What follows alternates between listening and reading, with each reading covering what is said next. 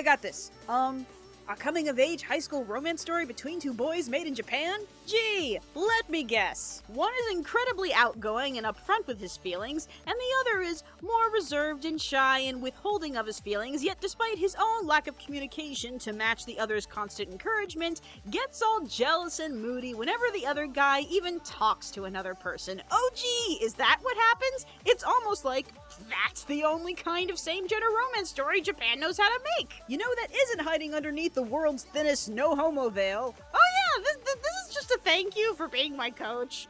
It's nothing more than that.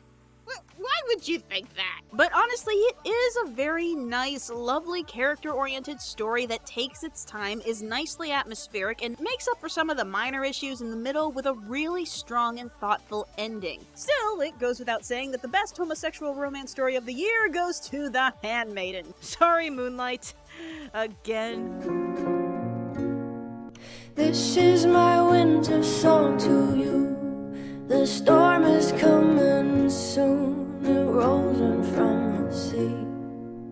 You know what your winter movie watching time needs? A Disney princess version of The Revenant with shades of True Confessions of Charlotte Doyle. That sounds amazing. Long Way North is another French production of a Russian aristocrat's daughter determined to find her grandfather lost at sea. And granted that you can guess a lot of the events that happens of a high-class girl seeking help from common work hands, however, the presentation is so much more grounded and realistic than what you could ever get out of a Disney product, and it's a welcome deviation. It is lovingly animated, paced, and engaging, if not impeccably dubbed, but still highly recommended.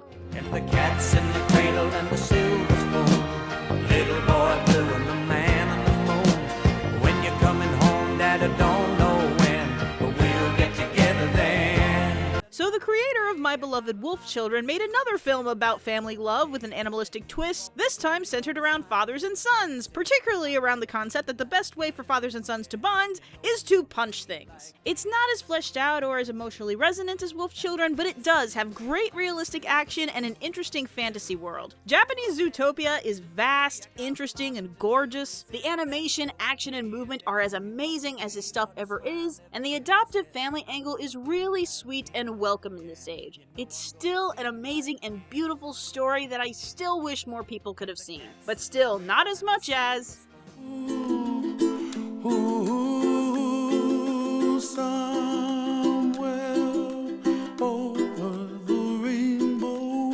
So this is another case where this is technically from the year before, but I really wanted to remind people that Anthem of the Heart exists. Hey, you guys know about this anime series called Anohana? About the ghost of a dead girl who comes back and visits her childhood friends? Well, the creator of that made a middle school version of the Little Mermaid story in the style of Whisper of the Heart. It's adorable and it's beautiful, and if you're wondering if they use the idealistic Disney ending or the original tragic ending, well then, I guess you'll have to go watch it.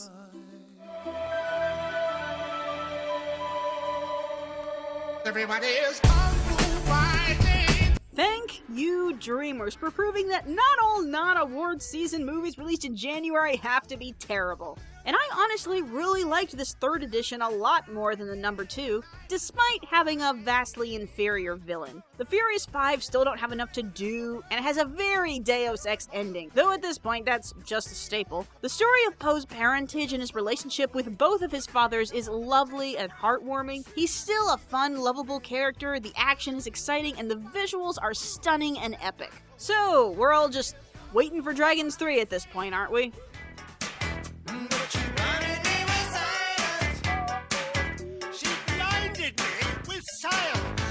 Hey, remember when this steampunk movie by Disney Animators was gonna happen? Well, regardless, if you're still unsatisfied with Hugo being the only real steampunk movie, April in the Extraordinary World has come to your rescue. Set in an alternate history 1930s France, where the Napoleon dynasty is still going strong, there's 2 Eiffel Towers, and scientists keep getting abducted by a mysterious entity so that scientific progress hasn't evolved past coal. April is a young scientist who's simultaneously trying to find her missing scientist family, while trying to perfect perfect her parents' ultimate project while hiding from the government, trying to use her to also find her missing scientist family for military purposes. So through a jumble of personal anguish, family drama, political motivations, and mysterious circumstances, what we get is a visually interesting and originally intriguing French Ghibli movie. Not even kidding. This movie was clearly made by Ghibli fanboys and covers nearly every Ghibli trope and cliché, from the vast fantastical world, the gradual methodical tone, flying machines, the initial second-tier bad guy that either switches sides or kind of becomes neutral, and led by a girl-boy team wrought with romantic tension, with the subtlety of a steam train. Oh, and there's also a talking cat, because every movie can be improved with a talking cat. However, where it's not like Ghibli is that its characters are not very memorable. April's kind of a pill, the boy's mostly useless. Honestly, the most interesting character is the talking cat. Really, it's the world and the mystery that's interesting. The steampunk-esque sci-fi designs are spectacular and massive. The art is based off of famous French comic book artists, and it is a lovely, seamless blend of traditional Flash and CGI animation. And while this isn't quite as memorable as the best of Ghibli, it is absolutely way better than Steam Boy, which granted isn't hard, but you really have made something great here. Somewhere beyond the sea, somewhere waiting for me. So now we get to the point where arguably any of the following movies could be called the best of the year, and I'd be fine with it. But I do have to put them in some order. Finding Dory may not be as consistently good as Finding Nemo, nor obviously as original, and yes, I am exasperated at Pixar's sequel fixation, but that being said, I loved Finding Dory to bits. Marlin and Nemo may not have been that necessary, but I adored Dory's journey and the underlying theme of living with physical and mental difficulties. Hank the Septipus is a blast, even while playing the usual curmudgeon with a heart of gold. The two whales are amazing, funny side characters. Just all around, the tone and atmosphere has so much love and comedy and emotional devastation. This is the first movie I ever saw twice in a row on the day it opened, and I will never again be able to look at shells without crying. What can I say except you're welcome for the tides, the sun, the sky? Never leave us original animated musicals. I don't deny that Moana relies on a well-worn formula for Disney that ultimately keeps it from rising to the level of some of its best, but I do not align that with laziness. Safeness maybe, but love and effort and charm is all over this movie. Moana and Maui are full of personality and energy, the animation is absolutely gorgeous, and the music is consistently fantastic and catchy and bursting with island flavor. It is absolutely one of the most enjoyable, rewatchable movies of the entire year. You all see the love there that's sleeping while my guitar gently weeps. It is ridiculous how Laika's critical acclaim has consistently gone up, almost, but their box office has kept going down. Coraline will always be my favorite Laika product, likely. Kubo was such an imaginative, lovely Japanese fairy tale all about love and loss, and everyone loved it, and still almost no one went to see it. But oh, by all means, let's take our kids to go see Secret Pets for the 10th time this year. It's not perfect, it does try to accommodate a lot of varying tones, and it does repeat the word story ad nauseum, but its absolutely stellar stop motion, its mature yet wondrous world, and its tale of the power of storytelling make it a movie that, while not my favorite of the year, honestly probably should have been declared the best animated movie of the year. Because Laika needs this, you guys! But the more important thing is that they continue to make unique, memorable, beautiful films.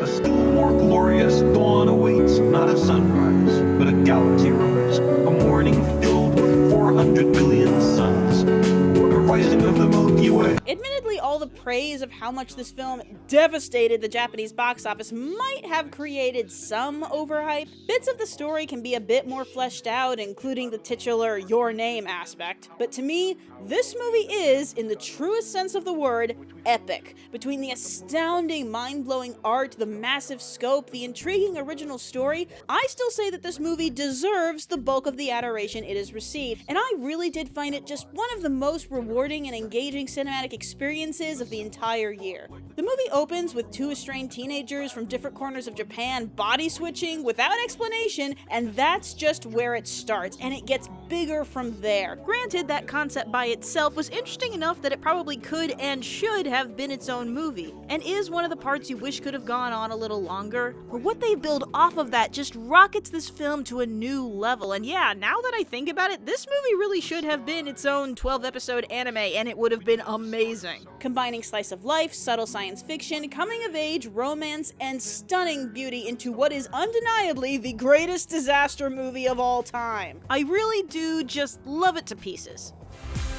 I need more Nick, Judy, and Fanny, and a racing flash. Please take all my cash. Whoa! Stop the presses, Disney! Did you make something that wasn't a reboot, sequel, or franchise? Something purely original? Well, yeah, but we all agree there the originality was relative. But when was the last time you made an animal mystery / police drama? Oh, right. Well, regardless, if anything has to steal Best Picture away from Kubo, I'm glad it was Utopia. Beautiful, new, imaginative world with some of the year's most likable characters with the best chemistry, with a refreshing angle on highlighting modern race relations, but still in a fun, enjoyable story. The only thing I was not thrilled with is the motivations behind who became the main villain, which were uncomfortable on several levels. Still, all throughout, the animation, the performances, the writing, the wit, even the actions were all top-notch. This is unquestioningly a new Disney masterpiece, if ever there was one, and a welcome return to Disney's anthropomorphic animal tradition. In conclusion, this was more than a decent year for animation, and yes, I know that there were still more movies that I didn't get to, like Miss Hokusai, Ocean Waves, My Life as a Zucchini, but the list was long enough and I was starting to run out of shades of blue. But I can't deny that the coming year makes me a bit tenuous for several reasons. But I won't prejudge anything until the time comes, and with any luck, maybe we'll get some pleasant surprises. So Animaniacs, what is your worst to best list? Thank you always and forever for your support and your patience. You are all lovely and loved, and I officially grant you the leech antidote. Stay shiny, Animaniacs!